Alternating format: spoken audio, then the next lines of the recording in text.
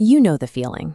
Waking up in the dark, knowing you just witnessed something incredible, only to feel the details slipping through your fingers as you reach for your phone to write it down. Research from How Stuff Works shows our brains scrub away 50% of a dream's details within just 5 minutes of waking up. As the clock hits 10 minutes, 99% of the dream is completely wiped from your consciousness. That biological reflex raises a chilling possibility. If our brains are this efficient at deleting internal memories, are the grand plans and quiet hopes we hold while awake just as vulnerable to disappearing if they remain unsaid? To counter this mental evaporation, the English language has developed a specialized vocabulary of idioms. These phrases don't just describe dreams. They serve as labels that help us categorize and hold on to abstract thoughts before the day-to-day routine scrubs them away. Mastering this vocabulary provides a way to stabilize your intentions.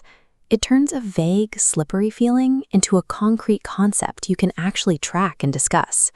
Every major aspiration starts in a deeply fragile state.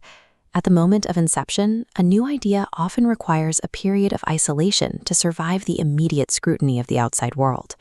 We describe this instinct as keeping dreams under the old hat. It defines the choice to hold a fresh hope entirely private, shielding it from premature criticism while it's still taking shape. Other times, that isolation is forced. When the realities of survival and incoming bills take priority, goals are pushed to become dreams on the back shelf, deliberately paused until the environment is more stable.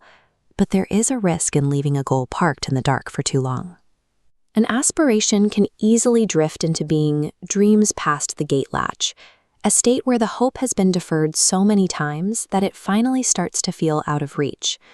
While hiding or delaying a plan can protect it initially, keeping it in this invisible state indefinitely mirrors the biology of a morning dream. Without a name and a place, it eventually fades out. Eventually, an idea has to leave safety.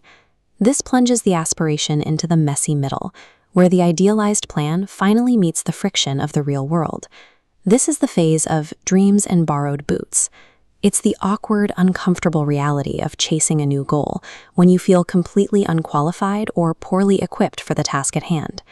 You will also likely find dreams with a loose stitch. This happens when you discover structural flaws in your original plan that require immediate, unglamorous mending to keep the project from falling apart. A common strategy for surviving this chaos is putting your dreams on quiet wheels. This describes the power of making silent, steady progress, moving forward without the distraction of showing off. Realizing a plan is broken or feeling clumsy in the process isn't a sign of failure. It is the necessary friction required to turn an abstract thought into something physical. As goals scale up in complexity, the vocabulary used to describe them stretches out.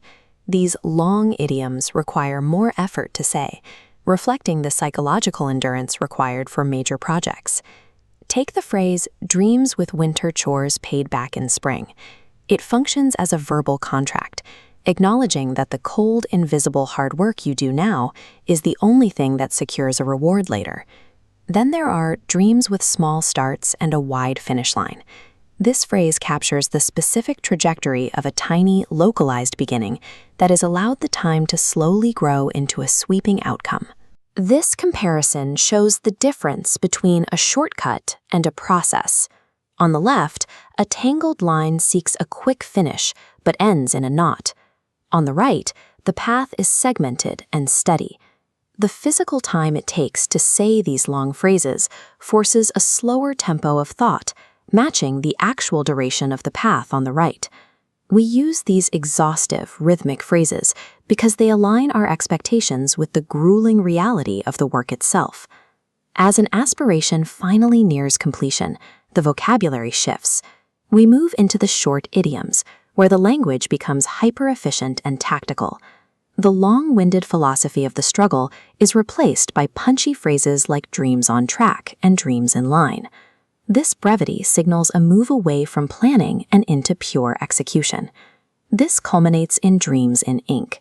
This is the moment an idea stops being a mental state and becomes a physical, unbreakable commitment. We are powerless to stop our 7 a.m. sleep dreams from fading, but the ambitions we carry while awake are different. They are within our ability to define and preserve.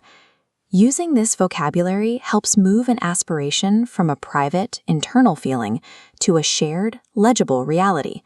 When we bring a plan to the kitchen table, we are no longer just hoping, we are establishing the specific steps needed to make it real.